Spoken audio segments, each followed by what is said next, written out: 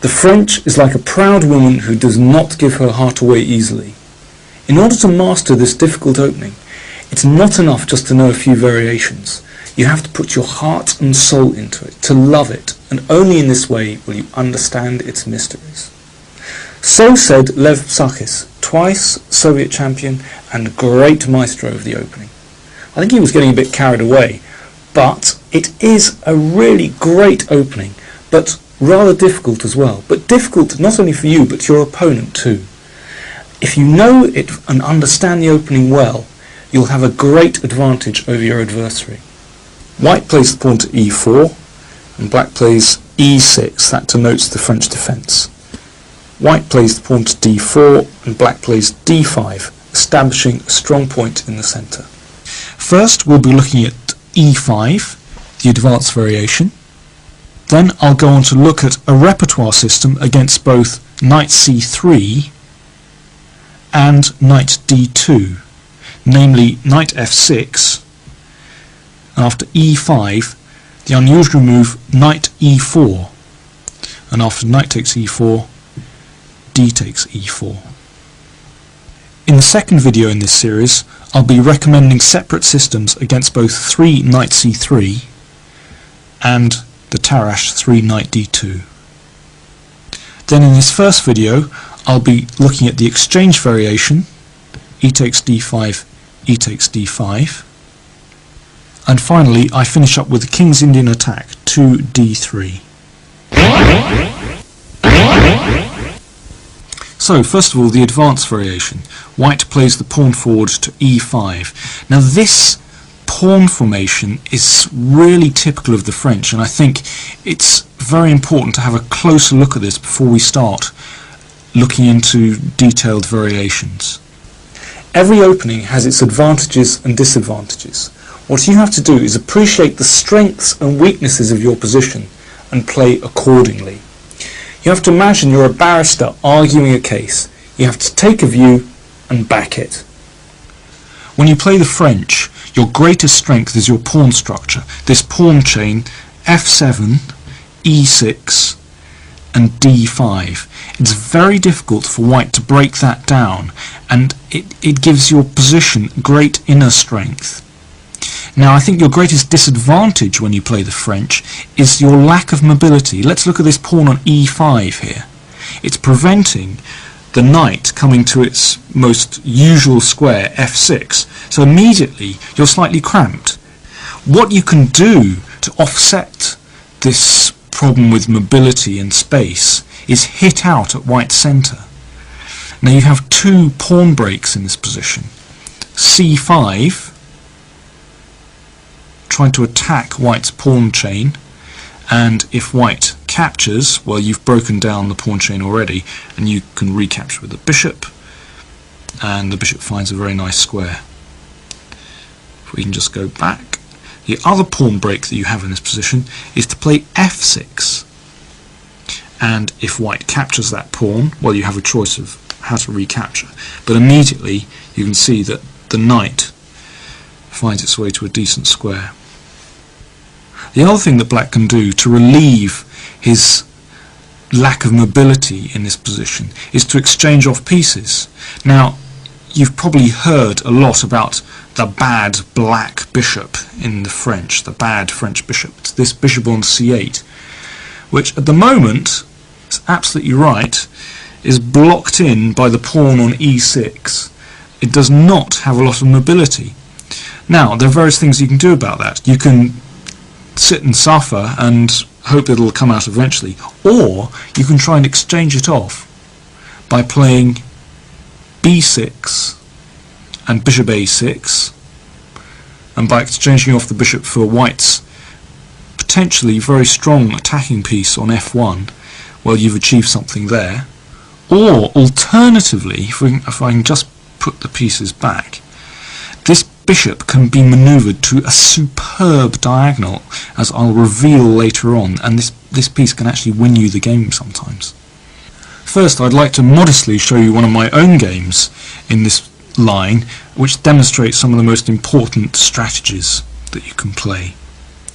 This was against Chris Ward, and it's played in the Gowstal International in Norway in 1993. So, from this position, I played c5, attacking white's pawn chain. That's very important. Now I'm hoping that white will exchange off on c5 and will bring my bishop to a very nice square. So, sensibly, white played pawn to c3, so that after I capture on d4, you can recapture with the pawn, maintaining this strong pawn chain.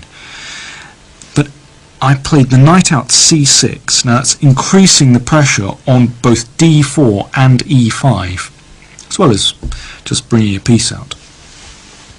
So white brought the knight out to f3, protecting e5 and d4. Now I played the bishop out to d7. Now that bishop isn't going very far, it's true, but what I'm going to do, perhaps, is bring the rook to c8. Now we can see the other advantage of playing the pawn to c5 is that when I exchange on d4, I open up the c file and I can possibly use that later on. Let's put the rook back on a8. Now he played his bishop out to e2, preparing to get castled, and I played the knight to e7. Now I'm just trying to develop this piece. I can't develop it on f6 because of the pawn on e5, so I have to make other arrangements. But this knight is coming to an excellent square on f5, where it puts even more pressure on white's d4 pawn. Now, first of all, I just want to say that white can't really take the pawn on c5. This is too risky. It's losing control of the centre. In that case, I would play my knight to g6. And now there's no way that white can prevent me from playing knight takes e5, and I win this very valuable centre pawn, and then I'm left with this superb central pawn structure, f7, e6, d5, which automatically gives me the better game. Because of the potential pressure that black has on d4, the black knight is coming to f5, just increasing the pressure on d4. White played his knight out to a3. Now that looks very unusual indeed, but the idea is that the knight will come to c2 to give the pawn on d4 even more protection. So that's actually a very common move in this kind of position. Now I captured on d4, white recaptured, and I played the knight out to f5, just increasing the pressure. White brought the knight back to c2, protecting the pawn on d4, and I played rather an unusual move. I played the queen out to a5 check. This is a tricky move. I actually think it might be better to play the queen to b6 straight away, as we'll see in a later game. But anyway, let's press on. The idea is that when white blocks the check with bishop d2, as he did, then I play the queen back to b6. Now I'm threatening the pawn on d4 now, as well as the pawn on b2, and the only way to protect these two is to play the bishop to c3. Now my idea behind doing this is that in fact the bishop is not very well placed on c3, in that it's very blocked in, and I've taken it away from the c1 to h6 diagonal. Well, it's debatable whether I've gained from this or not, but anyway, I played my pawn to a5, preventing white playing b4 at a later stage. I also perhaps might want to move a piece to b4 as well. White played his pawn out to a4. Now that's fixing the b5 square, and perhaps he would like to play a bishop to b5, or maybe a knight round to a3 to b5. I brought my bishop out, preparing to castle, and white castled, and I followed suit. Now here white played a really double-edged move. He attacked my knight on f5 by playing pawn out to g4. Now this is really risky for both sides. Now I could play my knight to h4, and after knight takes h4, recapture with my bishop taking on h4. But I didn't like to do this because then white will play his pawn to f4 and then play king to h1 and perhaps f5. Now this kind of pawn storm can be very dangerous indeed for black. I really didn't want to fall prey to that. So for that reason I played my knight from f5 to h6, attacking the pawn on g4. Now I would really like it if white was tempted to push that pawn on again, and then my knight could return to f5, this fantastic square f5, and all white has done is just weaken his position. But there's no way that my opponent's going to do that. Instead, he protected the g-pawn with his knight to e3. Now, you might be asking yourself, well, what's black going to do here? He looks incredibly cramped. White has protected the pawn on d4 adequately, and all my pieces are just looking, well, very cramped indeed. I need some open lines, that's the point, and it's here that I played the second pawn break I was talking about earlier, pawn to f6. Now, to me this seems like a really logical move because I'm blasting open the f-file, which white has just weakened by playing the pawn up to g4. White took on f6, and here I gambled. I could play g takes f6, and that's not a bad move, but I think if the queens were off in this position, I think g takes f6 would be quite a strong move, because, well, I have a very strong pawn centre here. But the problem is, the reason I didn't play this is because my king looks rather exposed now. I don't like that. White has plans of perhaps playing bishop d3, maybe bishop b1 and queen d3 attacking h7, but I don't know, I just get a bad feeling about that. Instead, I played rook takes f6. Now white must react here because by playing the pawn to g4, all these squares down the f-file have been weakened. So he played g5, not unnaturally. Now it looks like black's in trouble. If the rook moves, it takes the knight, obviously. So, but this was all planned, believe me, please. And I played rook takes f3, sacrificing the exchange. Well, if white captures the knight on h6, then I can just move my rook back, for instance, to f4, and I'm going to get a very strong attack here. The pawn on d4 is attacked as well. So white took the rook, and I captured on g5. Now I have one pawn for the exchange, but I have tremendous compensation here, in that white's king side is really weak. White's played the bishop back to e2. Now that's threatening f4, after which my attack is looking quite as strong. So I played my rook to f8. It's preventing white breaking out. Bishop b5 came. And now I thought, well, my queen on b6 isn't really contributing to the attack, so I brought it back to c7. White brought his queen out to h5. His queen is needed to defend some squares on the king side. I played my bishop to f4, and then king h1, just bring the king to the side of the board where it's slightly more secure. But the problem is white's king has great difficulty in the long term. He really needs a pawn on g2 for better protection. I played the knight to f5, threatening the pawn on d4 as well as the knight on e3, so that had to be exchanged off. Now rook takes f5, and now my rook joins the attack as well.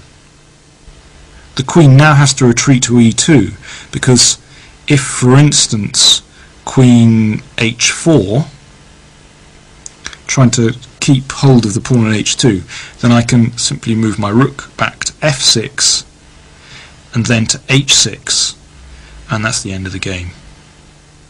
So queen e2, and now I just captured on h2, and I have 2 pawns for the exchange, and my attack continues, and well, I would say I actually have a winning position here. You can see the conclusion to this fine attacking game in the accompanying booklet. If I can just sum up what happened in this game, this knight on f5 is very strong indeed, adding to the pressure on the pawn on d4, and for that reason, and also to kick off his own attack, White felt obliged to attack the knight on f5 and drive it away. You'd be amazed at how often White players whip out this move g4, and yet very often it's a very weak move, although immediately it's difficult to take advantage of. In say 10 moves time, then White really begins to feel it on the king side. And here are just 2 more examples of games where White played this and got completely crushed. This game is between Janowski and Kinderman, playing black, from the Beale Open in 1991. Instead of knight a3, as Chris Ward played in the previous game, White castled here, a very sensible move indeed.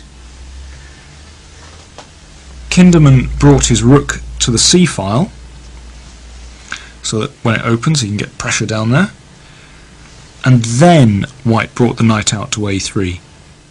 Notice that by omitting to exchange pawns on d4, the c3 square was not available for White's knight.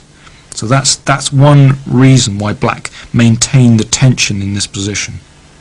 And of course it still wasn't possible to play d takes c5 because of knight g6 winning the pawn on e5.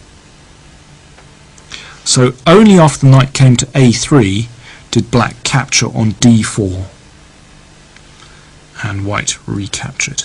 And now the knight came to f5, our favourite square, adding to the pressure on the d4 pawn. The knight came back to c2, this standard manoeuvre, defending the d pawn again, and the queen came to b6, adding to the pressure.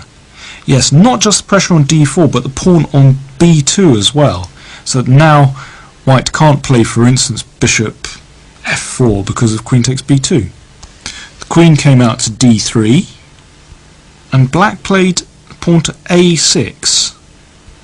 Moving the pawn to a6 looks slightly strange, but what Black is trying to do is move the knight to a5 and then bring his bad bishop out to b5, attacking the queen, and then exchange off the bishop on e2. Now that's a very favourable exchange indeed. And in this position, White played the pawn out to g4, just what we've been waiting for. Black had to retreat the knight back to e7, but no problem. Although Black's position looks very cramped, and he hasn't really completed his development, hasn't got the bishop out from f8 and got castled, it's very difficult for White to exploit that when the position is closed. The centre pawns are locked together and White can't break through, so the fact that Black is lagging behind a bit in development is not a problem. White played the pawn out to a4. I don't like that move at all. It weakens the squares on a5, on b4 and b3 as well. That's a weakening move. I know that he was trying to prevent the bishop coming to b5, but still, I don't like that move at all. Too many pawn weaknesses in White's position. The knight came to a5, immediately locking in on that weakness on b3 and maybe getting to c4 as well. And White felt obliged to play the pawn to b4, and then the knight came to this beautiful square on c4, protected by the pawn on d5 and supported by the rook on c8. Now already I think Black is doing very well indeed. The queen came across to b3, and Black brought his knight out to c6, increasing the pressure on the b4 pawn and maintaining pressure on the d4 pawn as well. Now White can't take the knight on c4 because of d takes c4, and if queen takes c4, then knight takes e5 with an extremely nasty discovered attack on the queen. White protected the pawn on b4 by playing rook b1. Black brought the bishop out to e7. White played the rook to d1, supporting the pawn on d4. And finally, black castled. Bishop came to e3. And now black decided to redeploy the queen on d8. The queen from b6 to d8. White played h3. Notice how white really doesn't have a clear plan in this position. It's that knight on c4 is preventing white doing so many things, and black supported it by playing his pawn to b5. That's the real reason why he moved his queen away. So that knight is permanently secured there on c4. It's a beautiful position. White exchanged on b5. Black recaptured. White brought his rook to the a file, and now black played this important move f6, and again we see how white is beginning to regret playing that pawn up to g4. I think white would love to play his pawn back from g4 to g2 in this position, but pawns cannot move backwards. It's something that people forget. The pawn on e5 is attacked, so he captured on f6, and black played a rook takes f6. So the pressure starts on the f-file. I think white is just completely bust in this position. He's bust on the queen side because the knight on c4 dominates, and his king side is a total wreck. Played his knight back to e1, and black actually exchanged on e3. He gave up that fantastic knight, but for a very good reason. Well, if knight or the queen capture on e3, then the b pawn falls. So white played f takes e3, which is in fact an appalling mistake, because black now played queen c7, and there's no way that white can prevent the invasion of the queen down to g3. Well, he tried at least by playing the pawn to e4, so the queen on b3 protects the g3 square. But now black finish off the game in beautiful style by playing his rook down to f2, threatening queen h2 mate. Incidentally, that move would have been played against king g2 as well. White captured, and now queen h2 check. Notice how white's position is just a vacuum. These pawn moves, the pawn to g4 has just created a big hole which now black is invading. The king came up to e3, bishop g5 check, king to d3, and now a beautiful winning move, knight takes b4 check. And if, for instance, queen takes b4, then d takes e4 check, king takes e4, and queen takes e2, and that's the end of the game. Returning to the position which I had against Chris Ward, where I played queen a5 check, Lars Hansen from Denmark played the move queen b6, which I actually think is stronger, just increasing the pressure on d4 and b2 as well. White castled, and now he played a very interesting idea. He played his knight out to a5 straight away, in rather similar style to Stefan Kinderman in the last game. Black is trying to play his bishop out to b5 and exchange it off, and also the knight on a5 might move into c4 as well. It's interesting that here white again played this pawn move g4. They all like to do it, and yet this can be terribly weakening. The knight came back to e7. And now white played knight fe1. The idea is that white is going to start a pawn storm with f4 and then later on f5.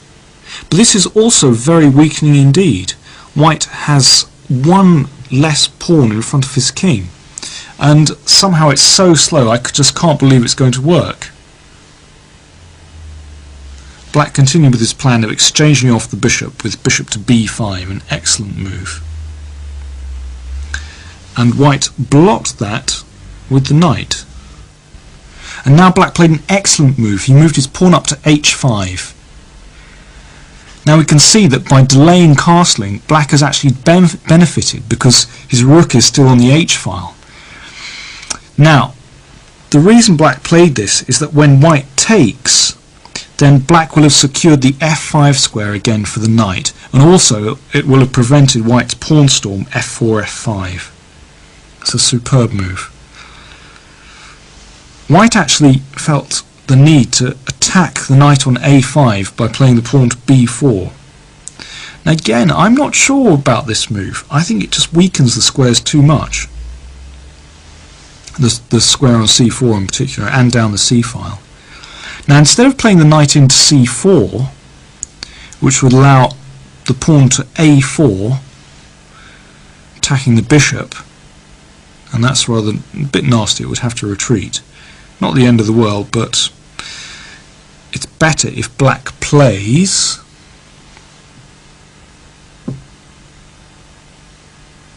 the knight back to c6, and after a4, which white actually played, then the bishop comes to c4, and black still maintains the pressure on the d4 pawn. It's attacked by the queen on b6 and the knight on c6.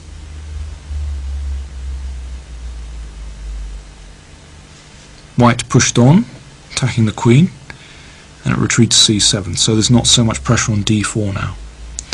And finally, he had to deal with the problem of what to do about the pawn on h5, and white captured it. He didn't feel he could allow the h-file to be opened after, say, h3, and then black would open the h-file and have a strong attack. So he felt obliged to capture on h5, and black brought the knight back to this superb square f5, where it's attacking the pawn on d4 once again. And now white is in big trouble here. He brought the bishop to e3, defending the pawn on d4, but now black played his bishop into b3, attacking the knight on c2, which was defending the pawn on d4. It's so logical, black's play here. I really like it. Queen came to b1, forcing black to do something about the bishop on b3, so it's breaking the pin, and black took on c2, which is fine. He's knocked out one of the defenders, and black retreated the queen to d8 just to get out of that pin, and so the pawn on d4 is now attacked. The knight came to c5, which black exchanged off. And now queen takes, defending the pawn on d4, but white is in big trouble now. The rook came to c8, threatening knight takes e5. Queen had to sidestep, and black just castled now. White defended the pawn on d4, and now black played the queen to e7. Attacking the pawn on b4, white played king h1, and now he played queen to h4. I think he could have played queen h4 instead of queen e7 actually, but he did it in the end. He had another shot, and he played the correct move. And now white can't really defend the pawn on d4 satisfactorily. For instance, if queen to d3, then you just play knight takes b4. White played the bishop to f3, and black captured on d4, and that effectively was the end of the game. Once that pawn goes, that key pawn in white's position, then, well, black just has a winning position here. And indeed, he polished off the game very, very cleanly a few moves later. I don't think black has anything to fear from the advanced variation in the French, but there are a couple of tricky lines which you really ought to be aware of. On the sixth move, white has two interesting alternatives. One is to play the pawn to a3, with the idea of playing the pawn to b4, which cramps black's minor pieces on the queen side. It prevents, for instance, this manoeuvre knight to a5, which has featured in a couple of our games. The other move is bishop to d3. Now this is a much more active, aggressive square than, say, when you play the bishop to e2. This involves the gambit of a pawn and was first invented by Sir Stuart Milner-Barry, who was an England international in the 1930s and is still active in chess today. To exploit this aggressive bishop move, you must attack the pawn on d4. You must go for it. So take the pawn off on d4, white recaptures, and now play queen b6, attacking the pawn on d4. Now if white wants to save that pawn, he loses face. He can retreat the bishop back to e2, but then again he's lost time, or putting the bishop back to c2, but that's a very poor move. Black will play knight to b4, attacking the bishop on c2. Now if that bishop goes, if it's exchanged off for the knight, then black is doing well. So for instance, if bishop b3, trying to save it, well then black plays bishop to b5, preventing white castling, threatening knight d3 check, and with a very, very strong position indeed. So in this position, white must gambit the pawn. That's his idea. So he castles, and black captures the pawn on d4. White takes the knight, and the queen comes to d4. And now white gambits a second pawn, very aggressive indeed. Place a knight out to c3. Now in this position, do not take the pawn on e5. If you do, queen takes e5, then a rook e1, and this is really dangerous. For instance, if queen b8, then knight takes d5. And white has got the pawn back, and black is lagging behind development. The position is broken open. Black is in big trouble here. The secret is, do not be too greedy. Now the knight comes to c3, and in many variations, knight to b5 is threatened. So black carefully should play the pawn out to a6. Now the queen comes to e2, protecting the pawn on e5. Now there are many ways for black to play this position, but the one I'm recommending is to get the queen out straight away. Just play the queen over to h4, so you don't have any problems with it getting trapped. Now white starts his attack by moving the pawn up to f4. White's pieces are aggressively placed. That bishop on d3 is on an excellent square, but black still has his solid central pawn chain, f7, e6 and d5, and he's a pawn up as well. Now knight h6. Now that's a sensible move, because it means that if black's queen is ever attacked, it can perhaps go to g4, but now the knight is protecting it on h6, and also from h6 the knight eventually might actually go to f5. We're actually following the game Rosenthalis Epichin from the Soviet Championship 1990. White's brought his bishop out to e3, black brought the rook to c8. Now white continued aggressively by bringing the rook up to f3. He wants to perhaps attack the queen with rook h3, and black played the bishop out to c5, exchanging off a pair of bishops and preparing perhaps to castle on the king side. I think chances are roughly equal here. I would I would prefer to play black just because, well, alright, I'm a bit greedy. I'd like my extra pawn. But white does have some attacking chances, but I don't think it's not too much to fear. You have a solid extra pawn here. So now the other move, pawn to a3, rather trendy move. White is trying to expand on the queen side, as I mentioned before, by playing b4, which rather cramps black's pieces. Okay, black would exchange perhaps, but you can now see how it's more difficult for black to operate, for instance, on the c file, because the maneuver knight to a5 to c4 is prevented. Black prevents white playing b4 by playing the pawn down to c4. Now if white plays b3 or perhaps b4, then black will take the pawn, white recaptures, and now black can play on the c file by playing the knight to a5, attacking the queen. Queen must move back, let's say to c2, and now rook c8, bearing down on the weak pawn on c3, and also perhaps you can use the square c4 by moving the knight in. So playing b4 would be a mistake. Instead, white plays the bishop out to e2. There are other methods of development, but this is perhaps the most common. We're now following the game Santana-Gulko from the New York Open 1988.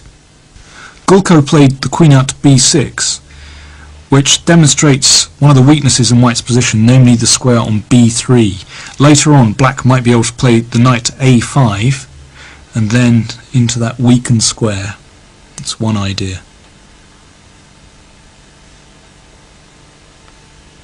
Another idea might be to maneuver the bishop on d7 to a4, let's just suppose white's queen weren't there for a moment, and then perhaps into c2 and round to this diagonal, maybe into e4.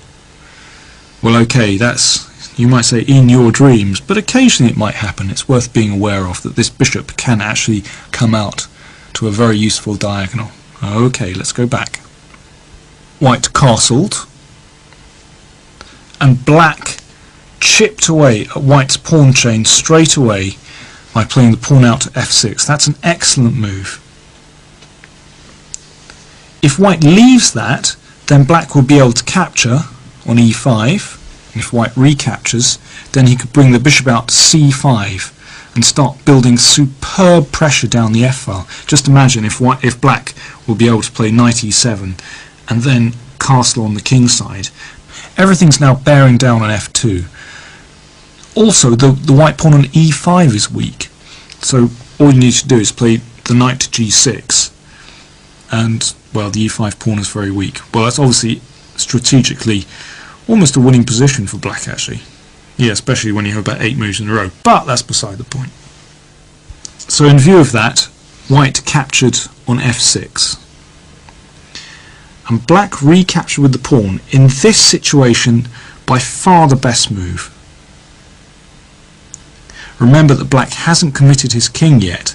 If it were on the king side, it's rather unclear. But here, black can castle on the queen side. Now, his king is much safer, and he has this superb pawn centre now. White's played rook e1, and black brought out the bishop to d6, very aggressive square, pointing down towards white's king. White's knight came to d2, and knight came to e7. So smooth development. Knight f1, and now black castled on the queen side. Black has a superb position already. Great central pawn mass, chances to attack on the king side, and that's exactly how Gulko continued. Knight came to g3 and he advanced the pawn to h5. He'll try and push that as far as it can go. Bishop to f1, pawn came to h4, attacking the knight, which had to come back. And now if he plays h3, well, okay, the pawn will come up to g3 and the g file will be blocked, so instead he crashed through in the centre. Tremendous. White captured and black recaptured with the pawn. Well, let's just compare the two positions. Look at black's pawn centre. The pawn's on d5 and e5. They dominate dominate the position. White really can't do anything against them. Black has also excellent attacking chances on the king side, the open G file and the open F file, and well, this is a superb position, and Gulko won a very nice game. If you take aggressive measures early on against 6a3, then I don't think you'll have any problems at all in the position. In particular, this pawn break f6 is very important indeed. I'm now going to look at a line which has been dismissed by theory, but on the basis of very little evidence. I'm not sure the full story has been told on this system. I've seen many games where white has gone completely wrong and been in trouble from a very early stage in the game. The advantage of this system is that it can be played against both knight d2 and knight c3. Furthermore, it sidesteps established theory. Now in this position, black plays knight f6, a normal move, and after e5, instead of the standard knight to d7, black plays the knight into e4. Very unusual. And, well, white ought to take this piece off, and black recaptures. So black is left with this pawn on e4, which is, well, a little bit cut off from the rest of its pawn army, so slightly vulnerable. But this pawn prevents white's knight coming out to its most natural square, f3. It also opens up the d file, and, well, black still has chances to attack white's centre with the pawn break c5. That's very important indeed.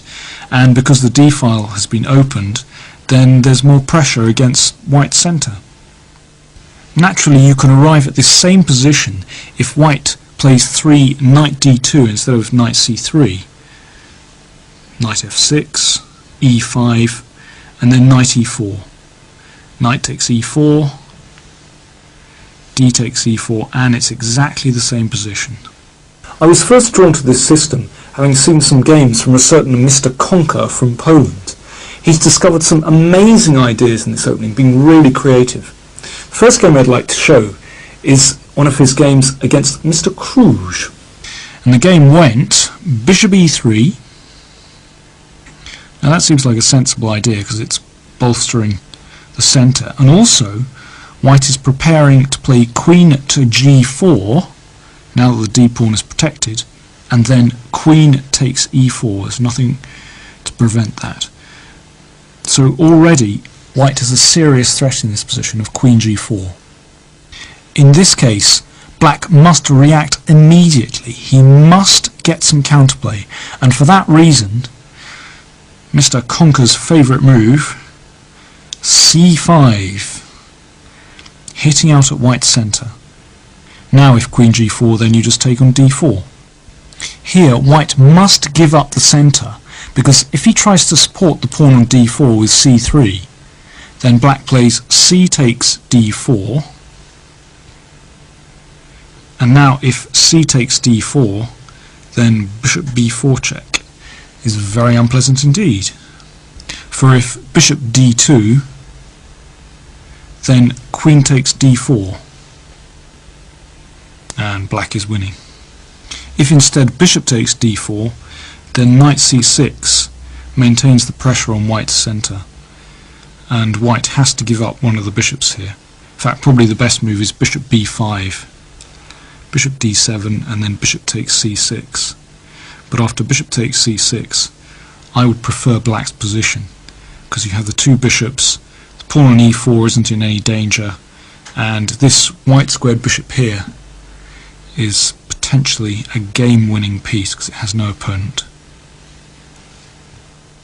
So if we return to the position after c5, white really must give up the centre and play d takes c5. And now here black should play knight to d7, attacking the pawn on e5 and the pawn on c5. Now if white continues in pawn grabbing mode and plays queen to g4, trying to get the pawn on e4, this is where some very interesting complications now occur. Mr. Conquer played knight takes c5, and white took the bait and played bishop takes c5. Black must recapture, and now he went for the pawn on g7. Queen takes g7. It looks dire for black, but in fact he gets tremendous counterplay because white has neglected his development on the king side. He played queen a5 check, so c3 is just about forced, and then he played his rook to f8. It was attacked.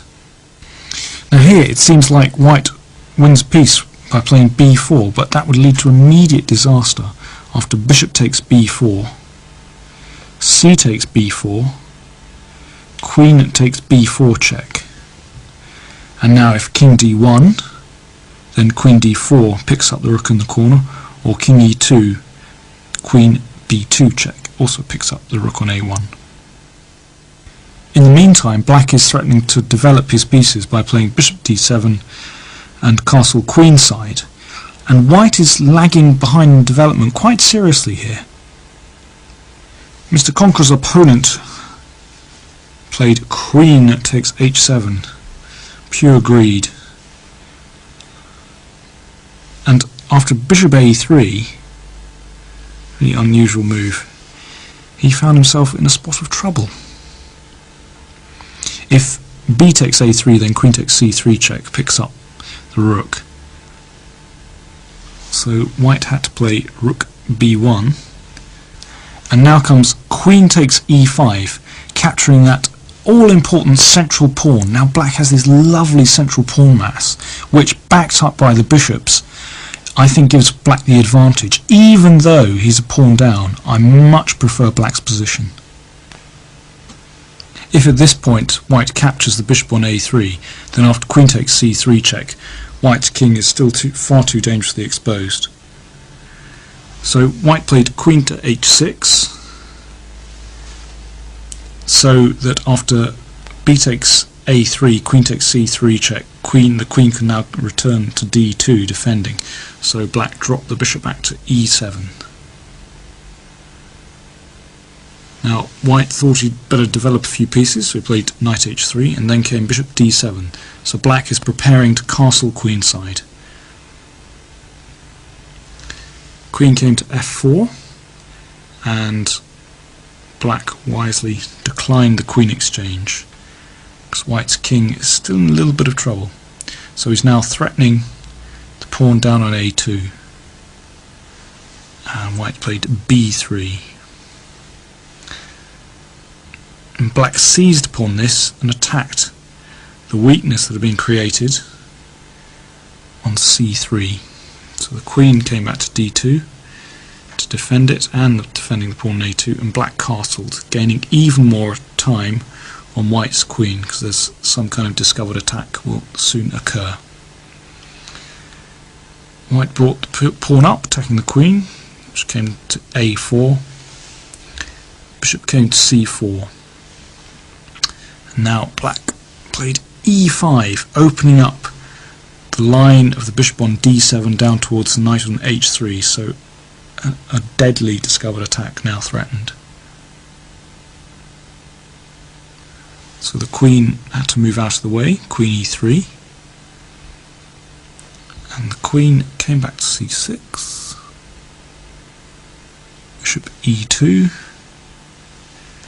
and now king b8, defending the pawn on a7.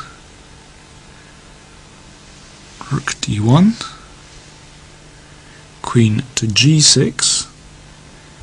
This effectively prevents white castling, for if castles, then rook g8 threatening mate, and now if g3, then bishop takes h3 wins piece, and if queen g3, then queen e6 also wins a piece. White's queen is attacked by the rook on g8, so must move away, and then queen takes h3 wins a piece.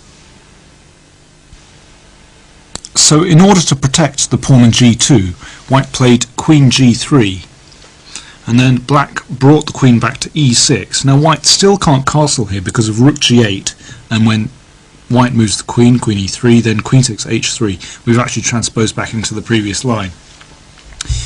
So white was unable to castle, and in fact he never found security for his king because of that. And black went on to win a very nice game. Well, here I think it's fairly clear that black is doing very well, because the knight on h3 is sidelined, and the white pawns on the queen side are very vulnerable, and black has this beautiful central pawn mass which is ready to roll down the board with f5, f4. So a really nice game from our friend Mr. Conker. Instead of taking on c5, most white players have actually given a check here. A sound developing move. And then knight d7. Looks strange to go backwards, but black is threatening a nasty check with queen a5 here. So white plays knight e2, and after check, knight c3. Now Conker has actually played bishop b4 a couple of times, and it's worked out very well for him. For instance, castles, bishop takes c3, bishop takes d7, bishop takes d7, b takes c3, queen takes e5, so it's getting that central pawn again. So white is pawns down here, so he played bishop d4, and now h5. So this forces white to go into this ending. Queen takes g7, queen takes g7, bishop takes g7, rook g8. And black actually went on to win this ending because he has a better pawn structure. He has nice central pawns again, and white's queenside pawns are very weak indeed. Conker has played this move bishop b4 a couple of times, so he must believe in it, but it still is a bit of a mystery to me why his opponents haven't played queen takes g7. Now maybe I'm overlooking something very simple here, but that looks like a strong move to me.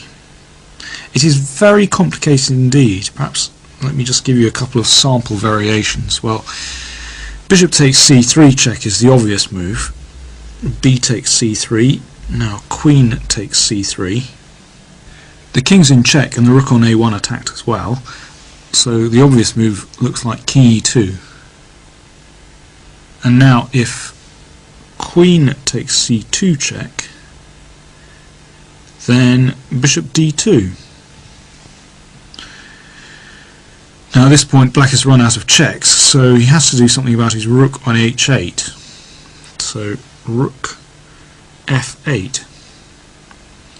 But here I really prefer white's position. He's ready to attack black's queen again with something like rook h to c1, and black is lagging way behind development. It's not clear how his king is going to get to safety. So yeah, doesn't look too good. Let's go back. Instead of bishop takes c3 check, queen takes b5 is possible. So queen takes h8 check, and now knight f8, blocking it. Black has the exchange down, but white cannot bring his king to safety on the king side because the queen on b5 prevents it. So castling queenside seems logical to me. And now black can play bishop takes c3, shattering white's queenside pawns. Now the question is, does black have enough compensation for the exchange? Well, I'm afraid to say I don't really think so here, because white also has attacking chances with bishop g5 for instance, getting on those weakened dark squares. Conker has played this move bishop b4 a couple of times, so really must believe it, and he must have something prepared in this position. though as I said before, I don't immediately see it. Perhaps this position is worth investigating on your own. Instead of bishop to b4, a6 has actually been played a few times.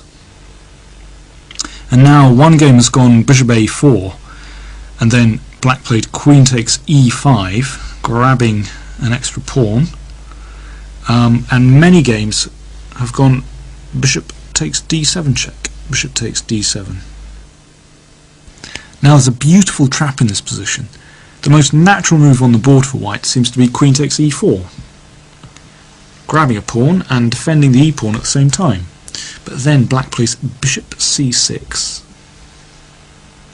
So white moves the queen to where it defends the g-pawn, and now bishop a3. A killing move. It's just a superb move.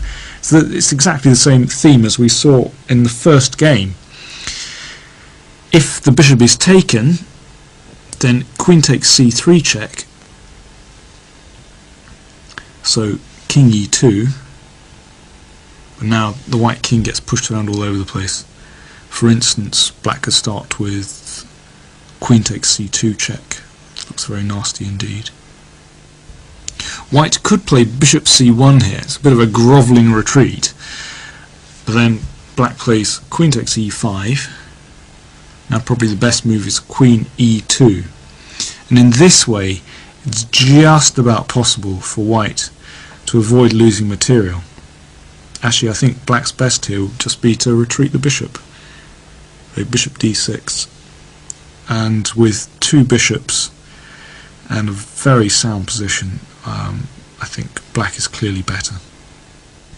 Instead, in the game Seminara Milano Santiago 1991, white felt his game to be so desperate that he evacuated his king from the centre immediately. But after bishop takes b2, attacking the rook on a1 as well as the knight on c3, he had to resign just a couple of moves later because he's faced with unavoidable material loss. This bishop a3 trick is well worth remembering. I'm sure you'll catch quite a few players with that. Instead, in the game Ivanov-Malanyuk, Russia 1981, white played more sensibly with bishop d4 protecting the e-pawn. Then black played bishop c6. That's the pride and joy of his position. That light squared bishop doesn't have an opponent. A castle queenside, and black also castled on the queenside. So white still can't take that e-pawn. Knight takes e4, then queen takes a2 comes. So he played king b1. Now here it's looking difficult for black. It's looking very hard to defend the e-pawn. But there's a very interesting move here. Black could play rook takes d4. Now this is a very dangerous exchange sacrifice. Now if rook takes d4, then queen takes e5. Black has one pawn already for the exchange and two fantastic bishops and a central pawn mass. And this is a very unclear position indeed. So for instance, if rook h to d1, then black brings the bishop out to c5, then the rook retreats to d2, and now you could start pushing those centre pawns, f5. Those bishops are superb on c6 and c5, and in combination with this central pawn roller, I think black has sufficient compensation for the exchange. Alternatively, from this position, instead of f5, how about h5? Tempting white into playing queen g3, exchanging queens, but in fact black should head straight into that and then play e3, breaking up white's pawns. So f takes e3, bishop takes e3. Black still only has one pawn for the exchange, but the pawns on g3 and g2 looking very weak indeed, and black has this superb pawn constellation, e6, f7, G7, H5, looking very strong indeed. And those bishops, wow, what a force. Black has excellent compensation for the exchange here. After bishop e3, c5, the positions that arise are highly complex, but I think there's plenty of scope for tricking and trapping your opponent, and it certainly shouldn't have been dismissed by theory. Naturally, white does have some alternatives to bishop e3, the best of which is probably bishop to c4. Now this is a clever move, because if black now hits out at the centre, as he'd like to do, then white will push the d-pawn on one square to d5. And that's a little bit nasty. If black captures, then either bishop or queen takes, probably bishop takes, d5. It's a little bit embarrassing for black, because now the pawn on e4 is likely to fall, and the bishop on d5 is in a superb position. So c5 can't really be played. So instead of playing c5, black employs a different strategy. He tries to control some of those central light squares. The first move that's usually played in this position is a6. Now that looks rather strange, but the idea is to play the pawn to b5, obviously attacking the bishop, and when the bishop moves away, let's say to b3, then bishop b7. And now you have the d5 square firmly under control. White can't even play c4 here. Well, can, but it doesn't really increase control over d5 because it can just be taken by the pawn on b5. So after a6, white normally plays a4 to prevent this b5 move, and then black plays the b-pawn up anyway, but just one square, preparing to fianchetto the queen's bishop to b7. Now white develops his knight. It can go to e2 or to h3. We're now following the game Azaev-Laputian, fairly unpronounceable names, from a game in the Soviet Championship from 1984. Black played the bishop to b7. So now we can see the pawn on e4 is firmly protected by the bishop on b7. And later on perhaps you can hit out at the centre with c5. Not just yet though. The knight comes to f4. Now again, you see, if black plays c5, then white can advance with d5. It's very dangerous indeed. For that reason, black develops the knight on c6, attacking the d-pawn. Now if white plays d5, then black can play knight takes e5, and the bishop on c4 is attacked. Instead, white defends the d-pawn by playing the bishop out to e3. And now black moves the knight again to e7, just giving some additional support to that d5 square. And also the knight can prepare to go to f5, where it again attacks the d-pawn and also puts pressure on the bishop on e3. White castles sensibly. And now it's really about time black thought about developing his kingside pieces. He's lagging a little bit behind development here. But if he can develop his pieces successfully, then he has good control over the centre squares. That central square d5 is very important indeed. So, Laputian from Armenia played g6. Azaev played the queen out to e2. Looks sensible. Preparing to bring rooks to the centre of the board. And then came knight to f5, attacking the pawn on d4. Then rook f to d1. Now a slightly unusual move. Laputian developed the bishop to h6. Now that's just putting a little bit more pressure on white's pieces, on the knight on f4, the bishop on e3 and the pawn on d4. Now at this point Azaev played his pawn to a5. That's a very tricky move indeed. He'd like to force black to exchange on a5. Let's see what happens if he does that. B takes a5, and then rook takes a5, and now black is left with this very weak pawn on a6, and his pawns, queenside pawns, look really ragged, so he's not going to do that. Alternatively, if black plays the pawn to b5, which looks like the most natural move in the position, unfortunately white can capture this. Bishop takes b5 check, and if a takes b5, then queen takes b5 check, and after black gets out of the check, then queen takes b7, and white has won 2 pawns. Sensibly, black castled here and avoided all those problems. White captured on b6, black recaptured. White accepted the challenge and captured the pawn on a6, but now all hell broke loose in the position. Black took on f4, and now if he recaptures on f4, he didn't do this by the way, then black wins material by playing bishop takes a6, and if rook takes a6, knight takes d4, and if, for instance, queen c4, trying to hang on to that rook on a6, then knight f3 check, and if pawn takes knight, then queen takes rook check wins.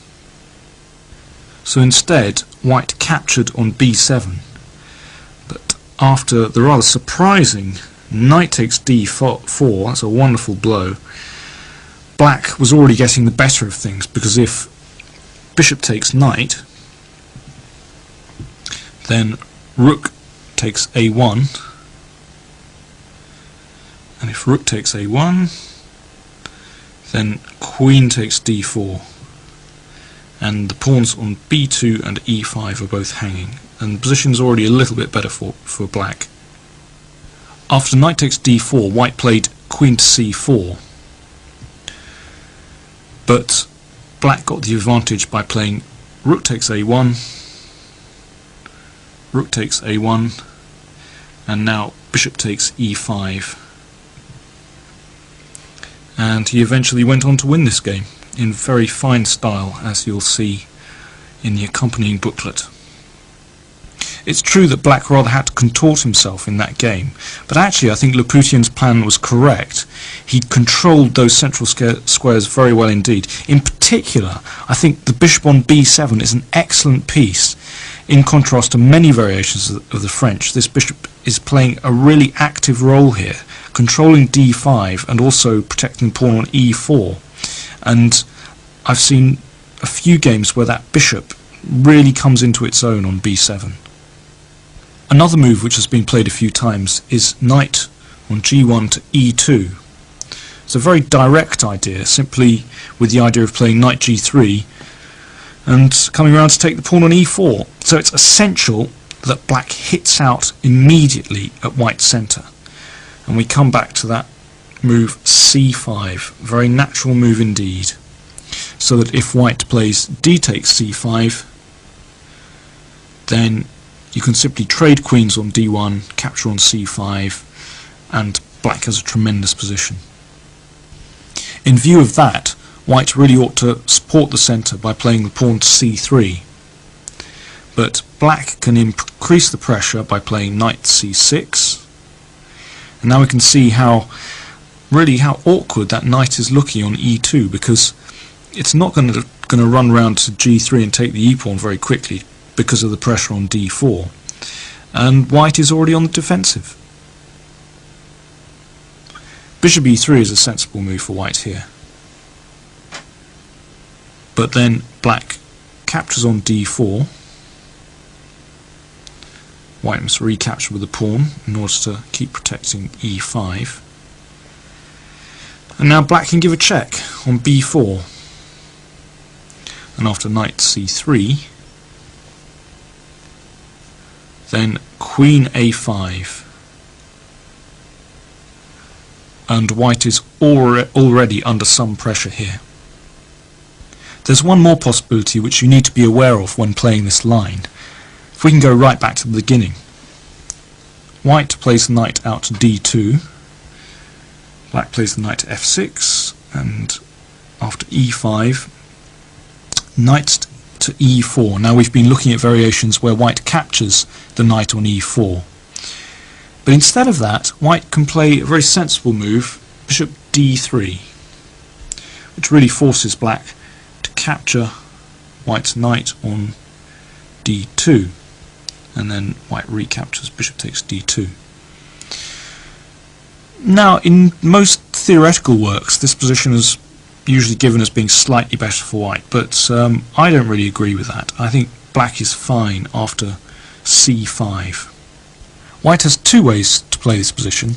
He can either support the pawn on d4 or give up the central point d4 straight away. If he plays d takes c5, then a good move is knight to d7, attacking both c and e pawns. And after knight f3, then knight takes c5, and you're ready to capture the bishop on d3 if it ever starts looking dangerous. Black has typical French position here, the solid pawn chain f7, e6 and d5, and possibilities of pressure on the queen side down the c file. The other method is to support the pawn on d4 with pawn to c3. Now black could just play knight c6, but there was a game which went queen b6, attacking d4 and b2 straight away. White played queen to b3, but after c4, black had no problems at all in this endgame. White must exchange queens. Black recaptured, bishop came back to c2, and now b5.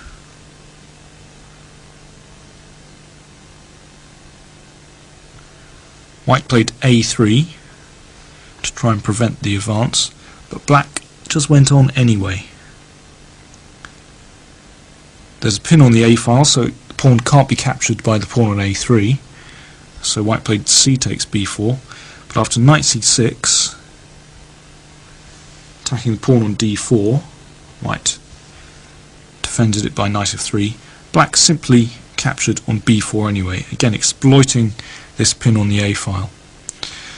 And black had absolutely no difficulties in this position and was slightly better in the game. This is between Pida and Przewoznik from a Polish tournament. If white is a knight c3 player, then it's not really possible for him to play this bishop d3 move, because in this position, if white plays bishop d3, then black will capture on c3 and damage the pawn chain. Now this is a very similar structure to the Winnow variation, but black has not given up this crucial bishop on f8. The problem in the Winnow variation that black has is that the g7 pawn is unprotected and the king side is slightly weak, but here black doesn't have those problems, but he still is able to mount pressure against these weakened queenside pawns. Black should continue just as normal in the Winnow variation by playing the pawn to c5. Now he has several plans available. He can play the queen to a5 to attack the pawns on c3 and a2, or he can perhaps play the pawn to b6 and exchange off that bad French bishop by playing bishop a6. It's a very attractive position for black because his king side is secure. The exchange variation has a tedious reputation. It's an attempt by white to take some of the dynamism out of the position, but don't worry, there are plenty of ways of livening it up. Usually the only draws you see with this line are between Russian grandmasters when they've agreed a draw beforehand, but there are loads of ways you can liven up the position. For instance, if white plays bishop d3 here, A favourite move of Korchnой's is to play c5, unbalancing the position straight away. He's won some beautiful games with this, including one which was only 14 moves long. It was against Tatai, international master Tatai, from Beersheva in 1978. Tatai played the knight out to f3, sensible developing move. Korchnoi played knight to c6, and Tatai couldn't resist giving that check on e2, but it's actually a wasted move. Black just plays bishop to e7. White captured on c5, and Korchnoi simply developed his knight. He doesn't worry because he knows he's going to get that pawn on c5 back again. White played h3. That's a waste of a move. He was worried about the bishop coming out to g4 to pin the knight, but, well, he should have just suffered with that. Castled, and white castled as well. And now black just recaptured the pawn on c5. Now this is exactly the position that Korchnoi wanted. Has really active pieces in return for this isolated pawn on d5. I actually very much like playing with an isolated pawn, but perhaps it's a matter of taste. But black has an excellent attacking position already. White played the pawn to c3. And now we can see what a mistake it was just checking on e2. It was really a wasted move because the rook comes to e8 with gain of time, and the queen just had to move away. And black brought the queen out to d6. Just compare the two positions. Black is so much better developed than white, has a really active attacking position. And it was at this point that white really collapsed. You wouldn't believe it, but white's game is in its last throes here. He played knight b to d2. And at this moment he was shocked by the wonderful move queen to g3. Fantastic idea. Obviously the queen can't be captured because of the pin to the king by the bishop on c5. And in this position bishop takes h3 is threatened, and that would be mate. Tatai spotted that one, played bishop f5, but unfortunately that leaves the e2 square unguarded, and the Korchnoi went straight in. Rook e2, increasing the pressure on f2. White has no defence here. He played knight d4, but after knight takes d4 he had to resign. If pawn takes queen,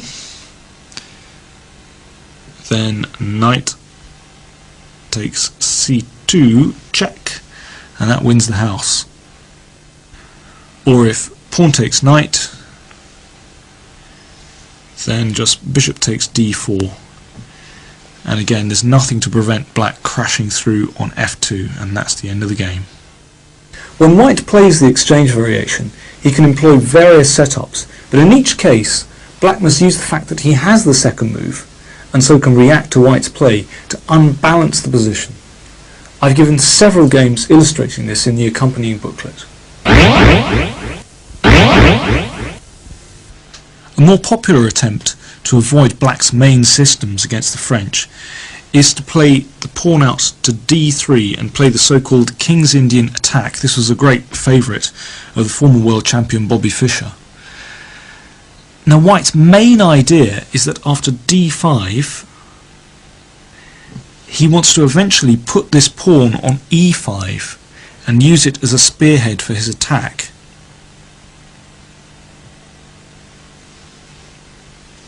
The main variation this a few years ago was something like this: knight to d2, black plays c5, knight to f3, knight c6, and now g3. This is all part of white's system. Knight to f6, bishop g2, bishop e7, white castles, black castles as well. And now here white plays this move e5, taking the black knight away from the king side. Knight d7, attacking the pawn, and white plays rook e1. Now this is exactly the position white is aiming for. This was the standard position of the old main line a few years ago. But I wouldn't want to play into this as black. White has an automatic attack here by playing the knight to f1 and then advancing this pawn as far as it can go, and then manoeuvring this knight around via h2 to g4. White has excellent attacking chances. I know that black has counterplay on the queen side, but I just don't see why I should subject my king to this attack. This is exactly what white is aiming for when he plays this system. The line I'm recommending against the King's Indian attack simply aims to frustrate white's attacking plans on the king side. I don't want white to play e5 at all, and it's possible to prevent that move. So white plays knight to d2. You play the pawn to c5 as usual. Knight f3. Knight c6. g3. Bishop d6. That's the first slightly unusual move. Controlling the e5 square. Bishop g2. And now knight to e7. It's a very important move. Not knight to f6. Castles. And black castles as well. And now if white tries his standard attacking idea with rook e1,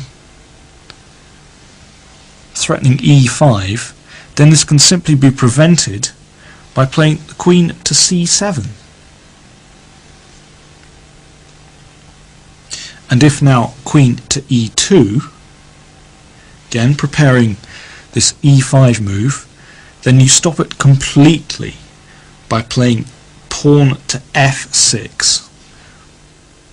If I can just go back a couple of moves and show how the game Zaitsev against Gufeld, two Russian players, how their game continued. White actually played c3 here. Black developed with bishop d7. And now queen e2, threat, e5, must be prevented, there we go, f6. And now white is a bit frustrated. It's not clear how he's going to continue here. He played his knight to f1, clearing the line of the bishop on c1, but well, I don't see a clear plan for him. In fact, here, black pushed on. It's almost as though black is taking the white pieces here. He's the one who has the space advantage. White developed with bishop d2, and black played e5. It now has a very strong centre indeed. White played rook c1. Black played the rook over to c8. White played h3. Black continued with bishop e6. The knight crawled round to h2. Queen d7, getting it out of the line of the rook on c1, and attacking pawn on h3, so white played pawn to h4. And now black started this advance on the queen side with b5.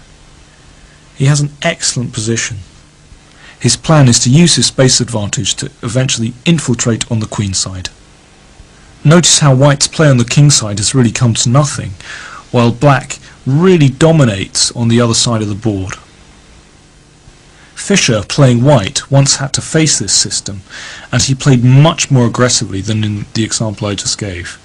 He played his knight out to h4, intending to advance his f-pawn up the board, and he won a very fine game against Ivkov. But since then, numerous improvements have been found for black. One very solid way in which to meet white's advance of the f-pawn is to play bishop d7, and after f4, just play f5. The pawn on f5 takes away some key squares from white, for instance the g4 square, as well as blocking the f-pawn's advance.